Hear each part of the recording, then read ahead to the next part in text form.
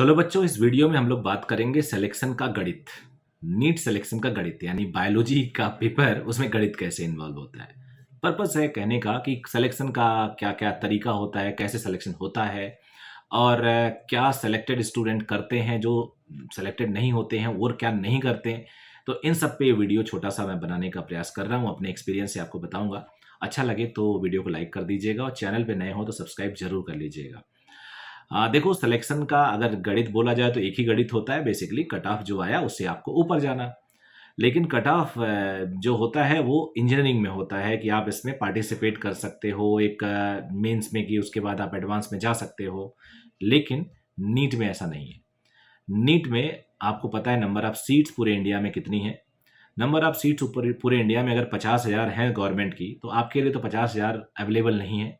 आपको all India quota से 15%, कुछ सेंट्रल यूनिवर्सिटीज़ हैं जिसमें 100%, वो भी गिनी चुनी हैं, और अपने स्टेट की 85% सीट्स। तो रफली एक बच्चे के पास जो ऑप्शंस होते हैं वो तकरीबन 8,000 से 12,000 सीट्स के आसपास एक बच्चे को मिलती है।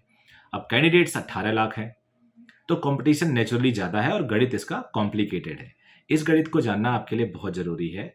और गणित सिंपल सी ये कहता है कि आपके मार्क्स किसी भी हालत में 610 620 से अगर ऊपर आ जाते हैं तो आप किसी भी स्टेट में हो, आपको एक ऑर्डिनरी सा कॉलेज मिल जाएगा।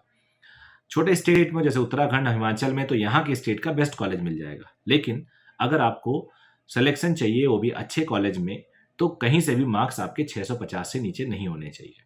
बहुत अच्छे चाहिए 690 के आसपास होने चाहिए। अब इतना नंबर लाना मतलब ऑलमोस्ट 100% परफेक्शन, क्योंकि आपके मार्क्स केवल बहुत थोड़े 10-20 नंबर, 30 नंबर कट रहे हैं, या छोड़ रहे हो या कट रहे हैं। तो इतना 690, 680, 695, 700 स्कोर करना मतलब 100% प्रिपरेशन। अब 100% प्रिपरेशन मैं बता दूं आपको, गारंटी के साथ कह सकता हूं, पूरे इंडिया में कोई भी ढंग का टीचर, बहुत ही रेयर टीचर होते हैं जो 100% मटेरियल आपको क्लास में दे। कुछ टीचर कुछ एक छोटा सा पार्ट छोड़ दिए, उसमें से क्वेश्चन आ गया। कुछ टीचर ने कुछ एक छोटा सा एक्सेप्शन छोड़ दिया, उसमें से क्वेश्चन आ गया।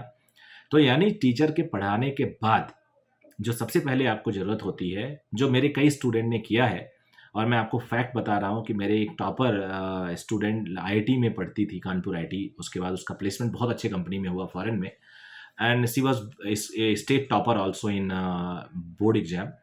तो उस लड़की का एक इंटरव्यू मेरे पास था, वो पता नहीं मिल नहीं रहा, 8-10 साल पहले का।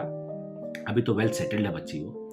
उसने बोला था कि जो मैं उसको पढ़ाता था फिजिक्स, क्योंकि मेरे से वो बता रही थी, वो अपने बगल में ऐसे रजिस्टर में रखती थी ले जाके नोट्स, और फिर अपने स्कूल की बुक, उस टाइम जो भी उसके स्कूल की बुक थी उसको ओपन करती थी, मैं नाम नहीं बता रहा हूँ, और पैरेलली मैंने उसको एक रेफरेंस बुक दी थी, वो तीनों ओपन करके बैठती थी। तो कहती थी पहले आपके नोट्स पढ़ती थी, हाँ मॉड्यूल, स्कूल की बुक नहीं, सॉरी मॉड्यूल, तो मॉड्यूल खोलती थी इंस्टीट्यूट का, उसके बाद मेरे नोट्स और मॉड्यूल में मैच करती थी। कुछ कुछ मॉड्यूल में कभी कभी एक्स्ट्रा मिल जाता था, तो उसको पढ़ लिया उसने।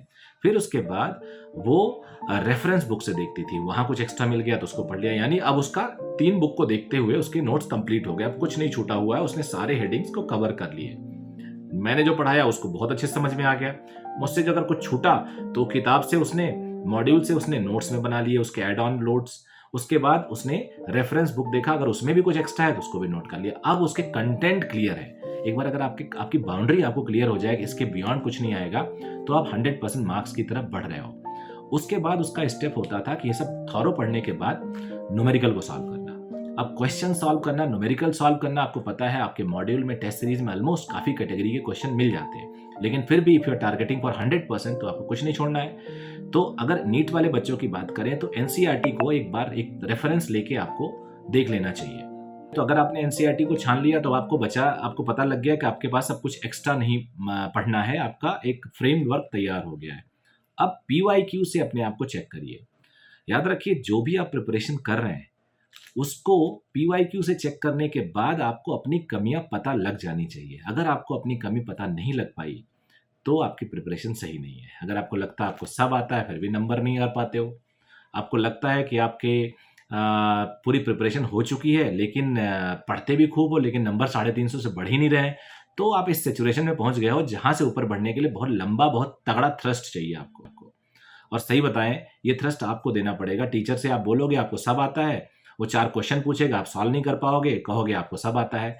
यहाँ पे एक फाइन लाइन होती है जहाँ पे आपको सेल्फ इवैल्यूएशन करना पड़ता है और उस लेवल से आपको जंप करना पड़ता है, एक ऑर्बिट में ऊपर कूदना पड़ता है।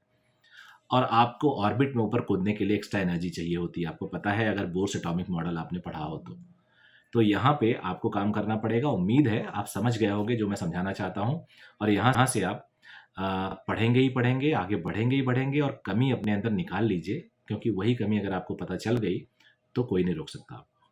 सो thank you very much, bye bye, take care. Comment करके बताना आपको कैसा लगा ये।